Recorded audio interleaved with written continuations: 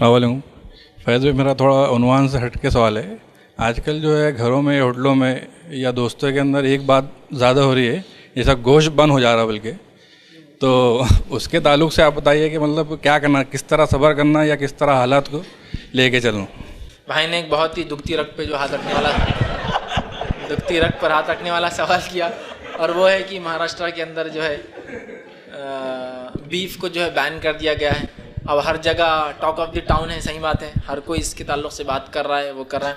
तो बहरहाल इस मामले में मुसलमान क्या करे, कैसे सब्र करे, वाकई में सब्र का ये मौका है कि मुसलमान कैसे सब्र करे इस पर कि बीफ को बैन कर दिया गया महाराष्ट्र में, क्या करें। सबसे पहली चीज़ तो देखिए, कोई भी चीज़ जब होती है, लॉ बनता है तो उसका एक तरीक़ेकार होता है। लॉ जब इनेक्ट होता है, तरीक़ेकार होता है, बनता है, बनने के बाद डिस्कशन होता है असेंबली में, लोअर हाउस में होता है, अपर हाउस में जाता है, फिर जाकर प्रेसिडेंट तक पहुंचता है, फिर प्रेसिडेंट उस पर साइन करता है, उसके बाद फिर उसको नाफिज करना एक और रहता है। जैसा कि हेलमेट का एक लॉ आया था, नाफिज फिर वो अलग अलग स्टेट्स में अलग अलग होता है, फिर वो नाफिज होता है, फिर उसको इनेक्ट किया जाता है कि भाई अब लागू हो जाएगा। लागू होने के बाद भी उसमें चेंजेस, अमेंडमेंट्स भी कभी कभार आते हैं कि इतना नहीं इतना। जैसा कि पहले एक लॉ था कि सिर्फ गाय की हद तक था, मतलब जो काऊ की जो उसमें जो जिन्स है उसके अंदर ऑक्स, मतलब आप बैल काट सकते थे, गाय नहीं था, इतना लॉ था, ठीक है। छुपकर तो होता था लेकिन खुलकर जैसा बकरीद पर नहीं हो सकता था। अब उन्होंने क्या कि गाय की जिन्स से जितना होता है, मतलब बछड़ा, गाय और बैल दोनों, उसके जिन्स, उसके सीमेन से जो पैदा होगा उसको आप अब नहीं काट, उसको उसका बीफ पजेस नहीं कर सकते, वो एक क्राइम हो जाएगा उसको खाना वगैरह, ठीक। तो बहरहाल वो लॉ होता है, उसमें अमेंडमेंट्स भी आते हैं।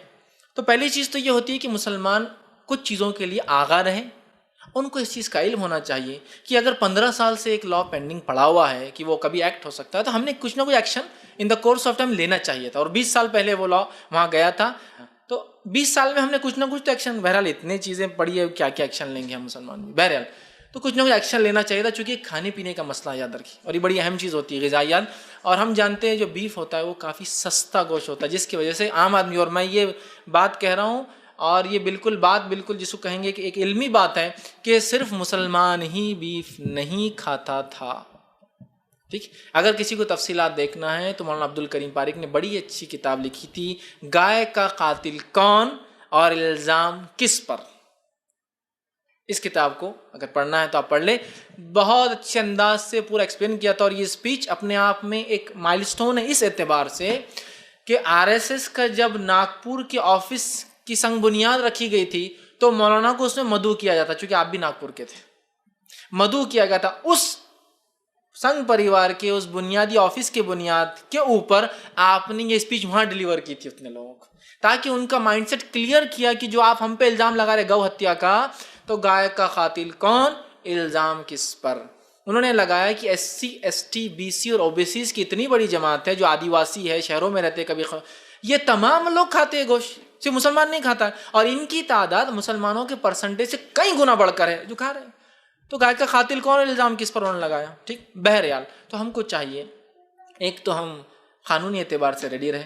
अब रहा मसला लॉ पास होगा तो हमारे तो कोई रिप्रेजेंटेशन भी नहीं है कि हम एहतजाज करें, कुछ भी नहीं, और ना ही कोई एहतजाज पूरे महाराष्ट्र से मैंने रजिस्टर्ड हुआ।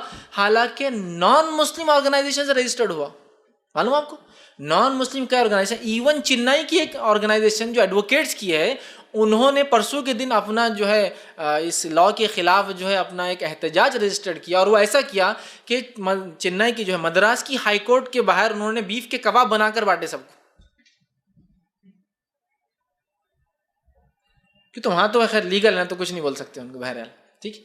तो उन्होंने वो क्या कहा कि तुम कौन होते हो बोलने वाले, सेक्युलर कंट्री के अंदर कौन क्या खाए और क्या ना खाए, कौन क्या खाता है और क्या नहीं खाता है, गवर्नमेंट कौन रेगुलेट करती है। शराब को तो उतना रेगुलेशन नहीं किया उन्होंने, जितना स्ट्रिक्टली नहीं किया कि शराब पजेस हो गई, हालांकि उससे कितनी अमवात होती है, सालाना कितने लोग मर रहे हैं, कितनी तलाक़ें हो रही है, कितने जो है सुसाइड्स हो रहे हैं, और कितने एक्सीडेंट्स हो रहे हैं, और कितनों की अकल मारे जाने की वजह से उनकी धन जमीन जायदाद दौलत लूटी जा रही है ना। शराब पिला दी, साइन ले ली, जमीन चलेगी, शराब पिला दी, जुआ खेलने लगा दी, हरा दी, हो रहा है ना। उसको तो बैन नहीं करे, बहरहाल लेकिन चलिए आस्था का मसला है, फला है। तो हम लोगों को अब क्या करना चाहिए, जो हो गया अब बैन तो आ गया, लग गया, अब उनके मज़हब में हलाल हराम है, वो एक सेकेंडरी केस है, उस पर अब डिस्कशन में मैं नहीं जाना चाहता हूँ। अब हम क्या करें, तो पहली चीज़ तो हम याद रखिए, मुसलमानों का दीन एक वसी दीन है, कोई इतना नैरो नहीं है कि गोश्त खाए तो, और वो भी बीफ खाए तो ही वो मुसलमान रहेगा। एक अलमिया ये है मुसलमानों का, एक अलमिया नहीं बोलेंगे, क्या बोलेंगे, एक वक़ार का एक मौजू ये था हम लोगों का। वक़ार समझते हैं ना, अपने आप को बड़ापन का, बड़े का गाते हैं, बड़े का मुसलमान हो गया हो, लाओ बड़े का खिला के देखो उसको सच्चा मुसलमान है या नहीं। हाँ, गैर मुस्लिम इस्लाम लाए, सच्चा है तो खिलाओ उसको बड़े का। तो हमने एक वक़ार समझते हैं ना, एक कौमी पहचान बना दी थी कि हम जो है बड़े का खाते हैं। जबकि इस बात को मैंने इससे पहले भी सन 2010 के एक लेक्चर में रखा था कि बड़े की गोश्त को नबी अकरम सल्लल्लाहु अलैहि वसल्लम ने पसंद नहीं किया। और ऐसी हदीसों की, सही हदीसों की कई रिवायतें आपने फरमाया, गाय के पनीर में शिफा है, इसके दूध में शिफा है, इसलिए कि ऐसे पौधों को चरती है जिसमें अल्लाह ने शिफा रखी है, लिहाजा इसके दूध से शिफा हासिल करो, इसके पनीर से, कुछ ने पनीर का तर्जुमा दही भी किया, उसका शिफा हासिल करो, लेकिन इसके गोश्त में बीमारी है। 3 रिवायतें तो मैं जानता हूँ, सही बीमारी है। शेख नासिरुल अलबानी रहमहुल्लाह और दीगर मुहद्दिसीन ने इसकी शरह ऐसी की, गाय के गोश्त को तरजीह ना दी जाए, मतलब बैल गाय बीफ को जिसको कहूँगा ज़बान में, तरजीह ना दी जाए मटन पर, बकरे के और दुम्बे के गोश्त पर। यह बताना है आपसे का मकसद। लेकिन हलाल है, याद रखिए हलाल है, लेकिन तरजीह ना दी जाए। मतलब प्रिफरेबल मीट कौन सा मुसलमान खाए, वो है बकरा या मेंढी का। दूसरा वो कहते हैं, इसका एक माना ये भी मुहद्दिसीन ने लिया है कि कसरत से गाय का गोश्त ना खाया जाए वरना बीमारियों में इंसान मुलव्विस हो सकता है। और ये सही रिवायत है और ये शरह है उसकी। तो हमने तो एक निशानी बना दिया, क्योंकि एक कौम उसको फला मानती है तो हम लोग वो करें। जिद में कोई काम नहीं करना चाहिए, अकल के साथ। तो बहरहाल गाय के गोश्त में आप सबने, मतलब हलाल तो है, बहुत ज़्यादा प्रेफर नहीं किया आपने, बहुत ज़्यादा पसंद नहीं किया था आपने, तो लिहाजा और कहा कसरत से खाना। और हमारे पास तो क्या हाल था, अल्लाह रहम करे, इस कसरत से खा रहे हैं, किसी को इंतहा नहीं। ठीक, बहरहाल चूँकि वो चीप होता है, आसानी से दस्तयाब होता है, जानवर बड़ा होता है और एक ही जानवर में कई लोग खा सकते हैं। तो मैं तो एक तरह से कहूँगा बीफ तो गरीबों का खाना था एक तरह से, और सिर्फ मुसलमानों का नहीं कह रहा हूँ, फिर मैं दोहरा रहा हूँ, सिर्फ मुसलमानों का नहीं, लाखों और करोड़ों की ऐसी आबादी है जो देहातियों की और इनकी जो इस पर डिपेंड थी। याद रखिए, खेती बाड़ी वहाँ होती भी नहीं। तो बहरहाल गवर्नमेंट ने किस लेवल पर क्या, ये तो अब मुसलमानों को क्या करना चाहिए, तो मैं कहूँगा कानून को हाथ में लेना ये बिल्कुल दुरुस्त नहीं होगा। नहीं हम चुपके से करेंगे, ये अक्लमंदी का तकाजा नहीं है। ठीक, इसके अलावा जाहिर सी बात है अल्टरनेट तो आपके पास मौजूद है ना। और मैंने ये बात कही, और बहुत सारे स्टेट जिनका एक्सपीरियंस हमने देखा, यूपी है जहाँ ये चीज़ पहले से बैन है, ठीक, काफ़ी ज़माना, बिहार है यहाँ भी बैन है। तो जाहिर सी बात है यहाँ क्या चलता है हम जानते हैं, वो चीज़ यहाँ भी शुरू हो जाने वाली, भैंस। कि तो अल्टरनेट फूड सोर्स नहीं है हमारे पास, और इतनी बड़ी मास पॉपुलेशन कैसे जिएंगी, तो ज़ाहिर से तो अल्टरनेट तो कहीं ना कहीं आ जाएंगा। और वो है ऑफिशियली भैंस का गोश्त जो होता है, जैसा कि पूरा दिल्ली का हाल, हरियाणा है, राजस्थान है, गुजरात है, यूपी है, बिहार है, इन सब स्टेट से बंद है। महाराष्ट्र एक था और साउथ के पूरे बाकी थे, अब धीरे धीरे यहाँ भी शुरू हो गया। एमपी में बैन था, तो अक्सर नॉर्थ के स्टेट तो तकरीबन वो थे। साउथ में समझ लीजिए महाराष्ट्र के नीचे वाले नहीं थे, महाराष्ट्र हो गया तो अब शायद नीचे भी धीरे धीरे वो करेंगे। बहरहाल तो जाहिर सी बात है हम लोगों को इस मामले में एहतियात करना चाहिए, अब इस तरफ नहीं जाना चाहिए, कानून को खामोखा नहीं लेना चाहिए। ये कोई हमारे मुसलमान होने और नहीं होने का मसला नहीं है।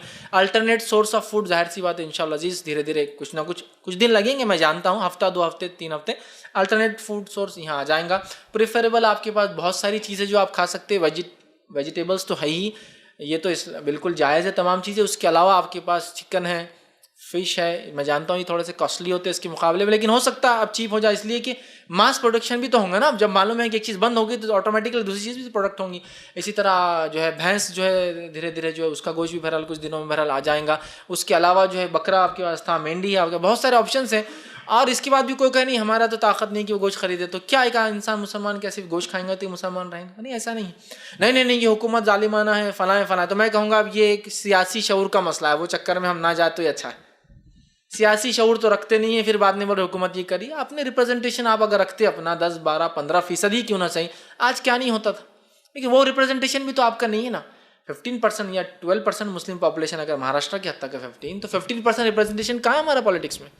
एटलीस्ट वो रिप्रेजेंटेशन होता तो कुछ तो प्रेशराइज होते, कुछ तो सोच की हुकूमत करती, वो भी नहीं ना। तो बहरहाल ये तो होना ही नेचुरली, नहीं हुकूमत जालिम है लिहाजा हम दूसरा तरीका इख्तियार करें, ये बेवकूफ़ाना बात है। हमारे पास तरीका दूसरा था, हमने वो, हमारा मसला क्या है, हमको शॉर्टकट चाहिए हर चीज़ में, सिस्टमेटिकली कोई काम हमसे होता नहीं, लिहाजा इस चीज़ को समझने की ज़रूरत है। और ये बैन जो है कोई शरई बैन नहीं हम पर लागू, ठीक है, लेकिन बहरहाल अगर हुकूमत की तरफ से तो एहतराम करना चाहिए उस कानून का। और क़ानून को खामोखा एक छोटी सी चीज़ के लिए जिसके वजह से हम ना खाने से कोई मरने जाएंगे, कोई उसका एडिक्शन नहीं है, कोई फला नहीं है, लिहाजा मैं कहूँगा सब्र करना चाहिए इस चीज़ पर, और अल्टरनेट फूड सोर्स बहुत ज़्यादा वक्त नहीं लगेगा। लेकिन ताज्जुब की बात है कि जहाँ गवर्नमेंट ने पोजीशन ऑफ बीफ का बैन लाया है, स्लॉटर पर और कंपनीज के ऊपर कोई अब तक वो नहीं किया उन्होंने। ये भी एक अजीब है कानून। पोजीशन ऑफ बीफ रहे और खाए तो, जुबाह करने पर और एक्सपोर्ट करने पर कोई पाबंदी अब तक नहीं। कानून भी बहुत अक्लमंदी से बनाया हुआ है, पोजीशन ऑफ बीफ वाला कानून है, स्लॉटरिंग नहीं है। तो इसका मतलब कंपनियां चालू रहेंगी, एक्सपोर्ट चालू रहेगा, जिस स्टेट में जा रहा वहां यहाँ से भेजा जाएगा, यहाँ बंद रहेगा। इस पर भी बहुत सारे लोगों ने काफ़ी लंबी चौड़ी बहस की है, मैं उसमें नहीं जाना चाहता हूँ कि हुकूमत क्या चाहती है, धीरे धीरे कर कर किन का फ़ायदा चाह रही है, वल्लाहु आलम, हम उस बहस में नहीं जाएंगे। बहरहाल लेकिन हमको चाहिए हम सब्र करें, और अगर ये कानून है और अगर ये लागू हो जाता है और उस पर अमल होता है, हम भी कोशिश करें कि खामोखा के कानून को हाथ में न लें। इसलिए कि मैं समझता हूँ कानून भी अजीब है, इतनी बड़ी सज़ा दे दी है एक चीज़ के लिए, जबकि इसके अलावा बहुत सारे जराइम हैं जिनके लिए बहुत छोटी छोटी सज़ाएँ हैं, बहुत छोटी छोटी सज़ाएँ जो सज़ा दे दी गई इसके लिए कि 7 साल का जो है नॉन बेलेबल क्राइम माना जा रहा है। बहुत अजीब बात है, माकोका के लोग छूट के आ जा रहे 2-3 साल के अंदर। ऑर्गेनाइज क्राइम जो करे, जो कि महाराष्ट्र का सबसे सख्त कानून है, वो आ जा रहे और आप 7 ईयर्स खाली एक आदमी को खाने के ऊपर डाल देंगे अंदर, खाना सिर्फ खाया कोई चीज़। ताज्जुब की बात है ना, शराब पी रहा है और उसके बाद सब कुछ कर रहा है, उस पर नहीं। खैर बहरहाल की लंबी बहस है।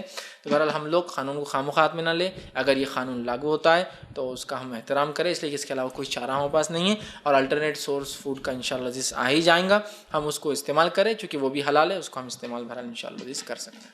लेकिन इसको अना का मुद्दा ना बनाएं, खामोखा झगड़े का मुद्दा ना बनाएं। और बकरीद बहरहाल फिर आएंगी, ईद उल अज़हा, उसमें खामोखा एक फितने और फसाद का मौजू अब ना बनाएं।